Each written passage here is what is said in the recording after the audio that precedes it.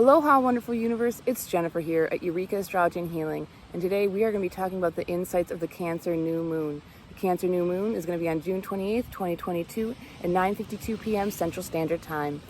And as you can see, I am in the beautiful state of Hawaii, and I am in Kauai, and I'm on the ocean right now, and this is a perfect setting to talk about the Cancer new moon.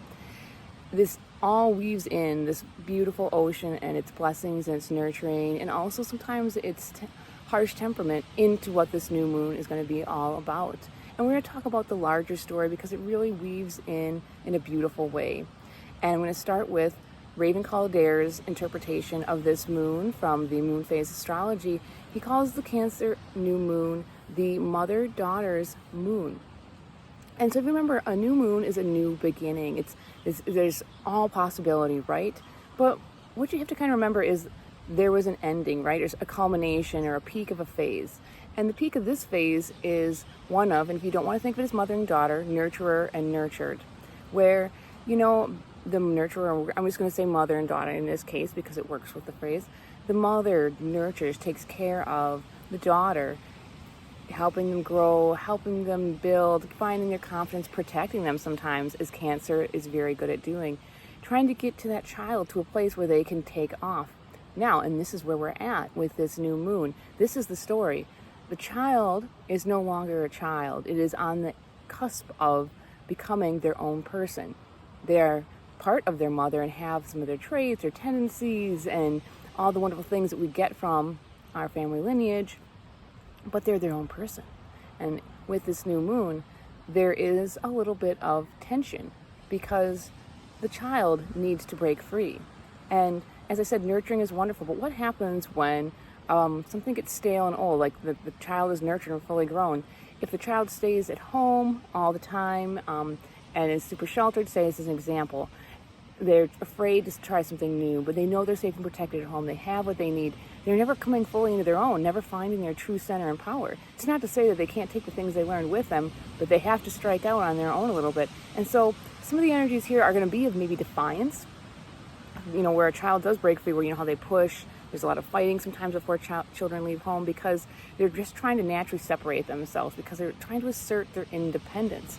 And on the other side of it too, with a mother or someone who's the nurturer, the nurturing feels good, they're doing good things, they're seeing something grow, it's a beautiful thing, but all of a sudden, sometimes the nurturer puts their identity completely into nurturing and they don't remember who they are.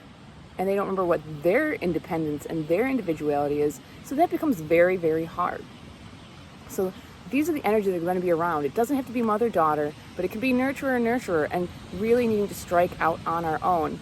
I am sorry for the waves. The surf is coming in. This is early morning, so just enjoy it. Because really, when we talk about the Cancer new moon, the ocean is very Neptunian, very Pisces, but it's also very Cancerian. Think about it. Underneath these waters, there's coral. Actually, the coral is exposed right now, and there's this.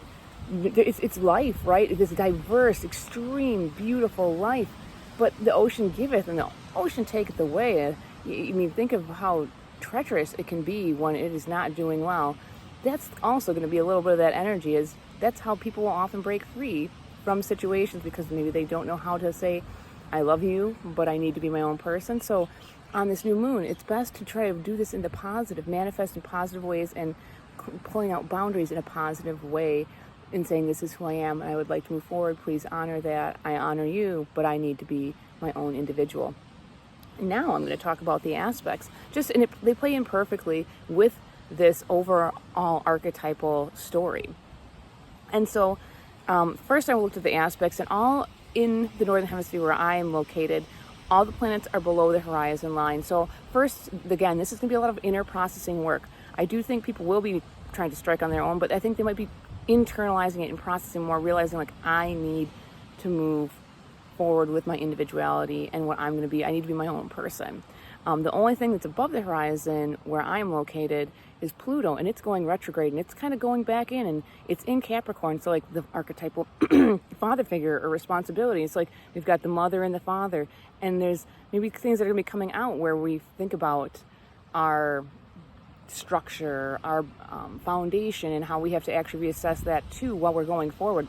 as I'm becoming my own person, do I live my mother and father's laws and the way they do things, the way they nurture, the way they, are disciplined? You can think about that, and it's going to be really internal. Not to say is you're not going to maybe strike out on your own, but allow that process to happen, because it's Cancer, right? It takes it in deep, and it feels and it processes, but eventually it takes action, and it can take swift action. So know when the time is right. So on this new moon, it's really about setting the intention. And so with the other aspects that we have going on here is that, so the sun and moon are in Cancer, they are square to Jupiter in Aries. And this, so to really like water it down, is saying, okay, Jupiter in Aries is like, I am my own person. I'm a leader. I do what I want. I'm going to go forward. And I don't want to say that it doesn't think about anybody, but it's thinking about itself and its needs. And so and Jupiter's expanding, it's feeling good. And I could see this adding to potentially more of a clashing energy versus a more centered, stable energy of, asserting one's own needs and, trying to break free from maybe a codependent relationship. So, it's going to give the energy for the person to do it. It might be quick and a little bit harsh and almost severed because Mars is also there. But you try to be kind to the situation, to the self. Unless it's what needs to happen, be gentle, be kind. And then we also have, like I said, Mars in Aries, but it's square the Pluto in Capricorn. I just try to think about it a little bit, and we want to move forward. That Mars in Aries is like, yes, going out, striking out, doing this. I'm on my own. I'm a new person, or I should say a birth person. But the Pluto in Capricorn is again saying reassess a little bit. You may not be you be able to break out as far and fast as you think you're going to, because there's going to be that pulling back energy and internalizing things that need to be worked on so that you have a solid foundation when you do fully move forward. And that's something that's important to do. Work on that foundation, think about it, or let go of things that may be hindering the foundation you already have. Some of the more harmonious energies that are kind of flowing, although I think they could cause their own disturbances, is that the Saturn is in Aquarius, and it is retrograde as well, and it is sextiling Mars in Aries. And so, like I said, Mars is wanting to move forward. It's like, yes, feeling good, feeling great, and so we're going to have that energy. But Saturn in Aquarius is again internalizing more, like, okay, how can I discipline myself more so that I can fully bring out my goals, my true inspired, unique self, and also maybe like friendships, but it's an inner working. So it's, again, pulling it back. However, it's giving it the insight into how Aries can make this energy last and move forward in a solid way so that it doesn't just burn out. Because that very Aries energy can be like, I'm going to start, I'm going to do this, I'm going to break it on my own. And then you would like say move out of the home and then realize, like, oh, I don't have the money. I don't have a job. Like, right, this structure, the support, I'm going back home. So, this is saying, hey, here are your unique talents. What are your goals? What are you going to do? And then, as Saturn moves forward later on in the year, you might find that the intentions set now will really come to fruition as things move forward. Because right now, planets are slowly going retrograde, the outer planets. So there's going to be a lot of inner process work going on. So be kind to yourself as this is all happening. The last, the last aspect is the Venus is in Gemini as it's sextiling Jupiter. And so this is about communication, right? And so because Jupiter is in Aries, it could be fast and quick. So like thinking again, like, how can I do this? And you might be finding new perspectives on how you're an individual. Like, how can I see things differently than my family or the person who's taking care of me?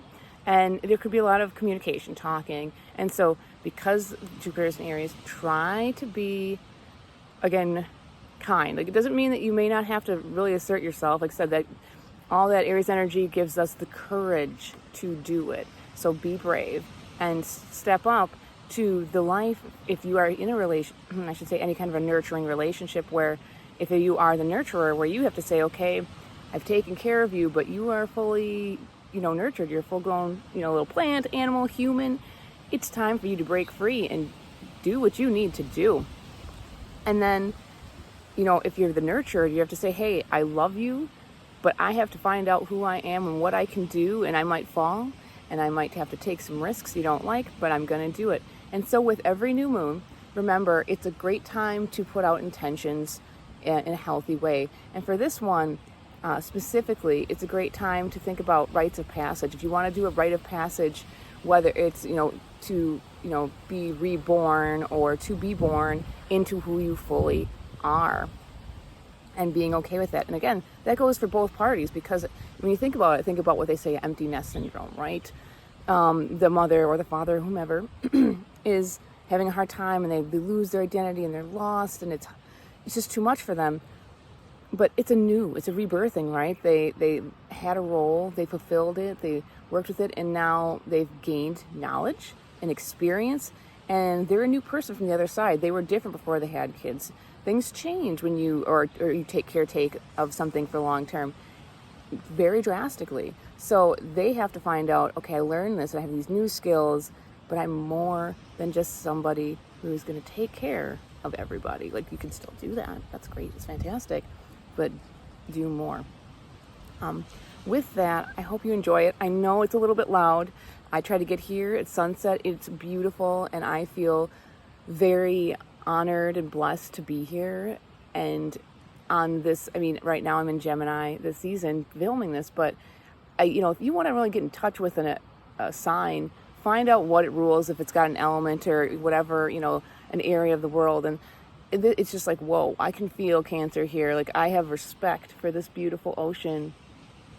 And I also go, whoa, this is really intense and powerful and nurturing, and makes me understand Cancer in a way that I don't always fully experience in my chart. And so just get out there and then put astrology into real life things, real life action. Make it accessible and tangible, because it's not just myth and magic, it's everyday living, and you can make it practical and make it wonderful. With that, I'm Jennifer at Eureka Astrology and Healing. I hope you liked the video. I hope you got a little something out of it.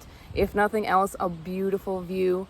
Hit like, subscribe, check out my website, and I'm going to give you a little view here of the sunrise hitting the north shore of Kauai.